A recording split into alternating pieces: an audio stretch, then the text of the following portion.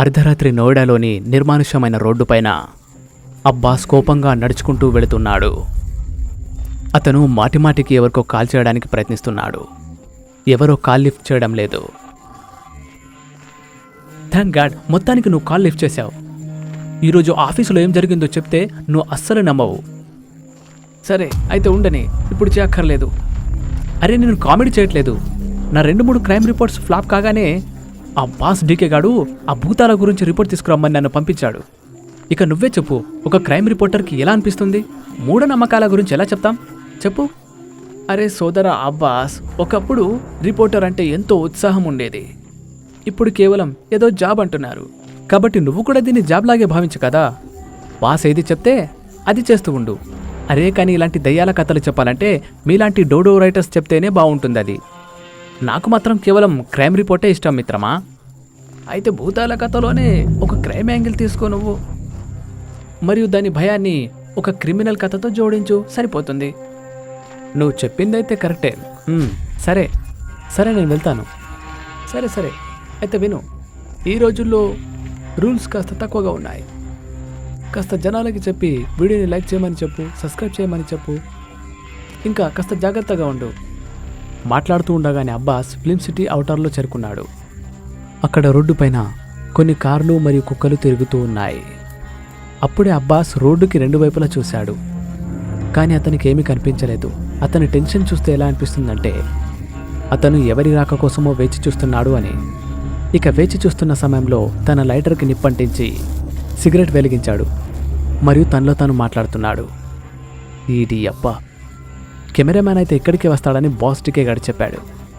ఇప్పటి వరకు ఎందుకు రాలేదు? ఒక్కసారిగా కుక్కలు మొరిగేసరికంటే అబ్బాస్ లోపల భయం మొదలైంది మరియు కాస్త వెనక్కి తగ్గాడు మరియు కుక్కని తన్నుతూ ఇలా అంటున్నాడు. పోరా ఇక్కడి నుంచి, లేదంటే ఇక్కడే చంపేస్తాను నేను. తర్వాత నీ గురించి రిపోర్ట్ చేయడానికి కూడా ఎవడు ఉండర్రా కుక్క. అబ్బాస్ ఎంత గట్టిగా అరిచాడంటే దాంతో కుక్క కూడా భయపడిపోయింది. దాంతో కుక్క కేకలు పెడుతూ అక్కడి నుంచి వెళ్ళిపోయింది. ఇక ఆ కుక్క తన మిగిలిన కుక్కల్ని తన వెంట వేసుకొని రావడానికంటే ముందే అబ్బాస్ తన కారు యొక్క డోర్ తెరిచి లోపల కూర్చున్నాడు.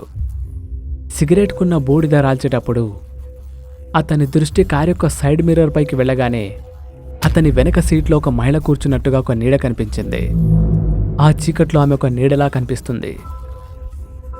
అబ్బాస్ భయంతో కారు దిగాలనుకున్నాడో లేదో అప్పుడే ఆ కుక్క తన మిగిలిన కుక్కలన్నింటినీ తీసుకొచ్చింది.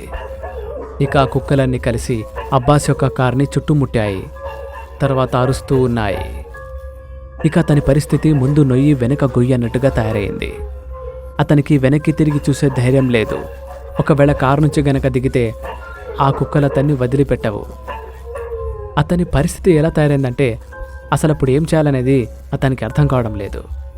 అప్పుడే వెనకాల నుండి ఆ నీడ అతనిపై చేయి పెట్టి భుజం తడుతూ ఇలా అంటుంది.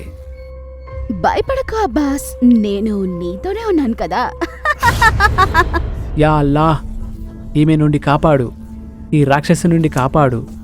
నోర్ముయ్ అంటున్నానా?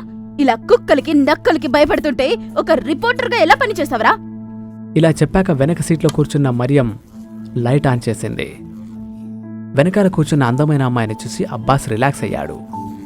ఇక అల్లాహని తలుచుకొని దీర్ఘమైన శ్వాస పీల్చుకున్నాడు. అల్లా అల్లా, నువ్వైతే ఒక చిన్న పిల్లవి. నేను అనవసరంగా నిన్ను పిశాచి అనుకున్నాను. ఇంతకు ముందు భూతమని అన్నావు. సరే సారీ. ఇంతకీ నువ్వెవరు? మరి కారు లోపలికి ఎలా వచ్చావు? ఇలా బండి తెరిచివేసి వెళ్తే ఏమవుతుంది?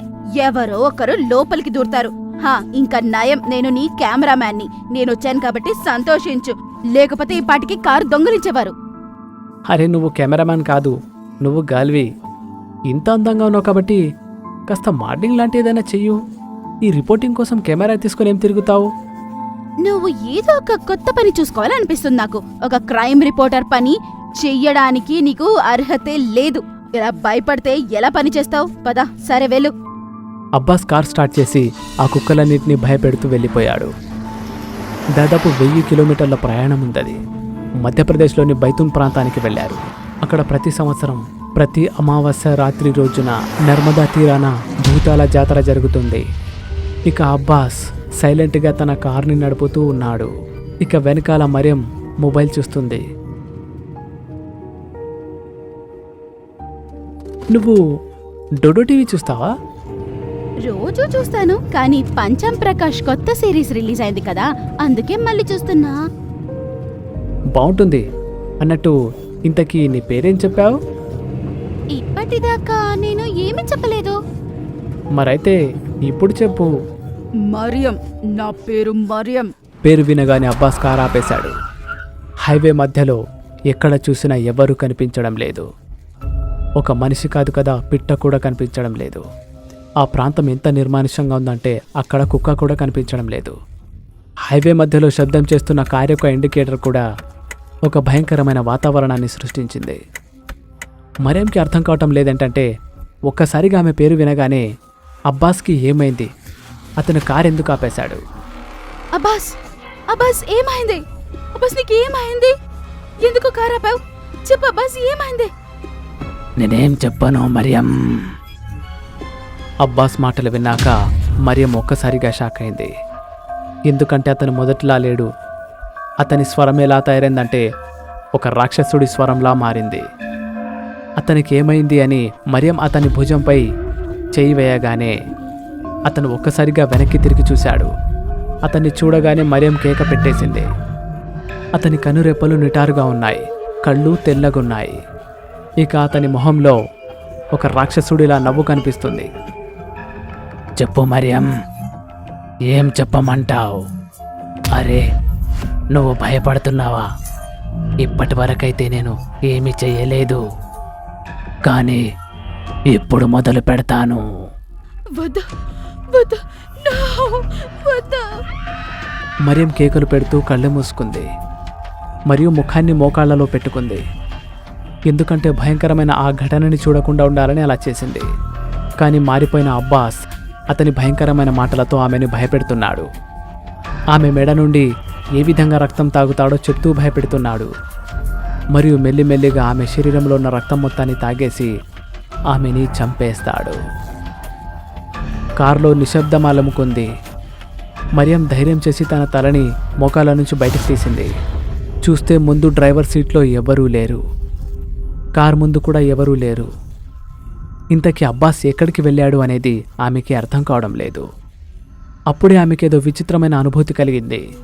ఇక ఆమె పక్కకి చూడగానే వెనక సీట్లో సరిగ్గా ఆమె ముఖానికి ముందు భాగంలో అబ్బాస్ కూర్చొని ఉండటం చూసింది. భయంకరమైన రూపంతో ఉన్నాడు. దాంతో ఆమె ఒక్కసారిగా కేకలు పెట్టింది.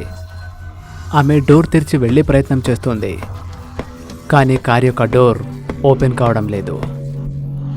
మరియం, నువ్వు నా నుండి ఎప్పుడూ తప్పించుకోలేవు. ఈరోజైతే నీకు చావు తథ్యం. ఇలా చెప్పగానే అబ్బాస్ మరియం యొక్క వెంట్రుకలు పట్టుకున్నాడు. తర్వాత అతని పదునైన పళ్లతో ఆమె గొంతును కొరికాడు. దాంతో ఆమె కేక నిర్మానుష్యమైన హైవేపై ఎలా ప్రతిధ్వనించిందంటే చుట్టుపక్కల ఉన్న అడవి మొత్తం ఉలిక్కిపడింది. ప్రతిధ్వనించే మరియం యొక్క కేక నిర్మానుష్యమైన ఈ హైవేపైనే సమాధి అవుతుందా, లేదా దయ్యంలా మారిన అబ్బాస్ నుంచి తప్పించుకోవడానికి ఏదైనా అవకాశం ఇప్పటికీ ఉందా?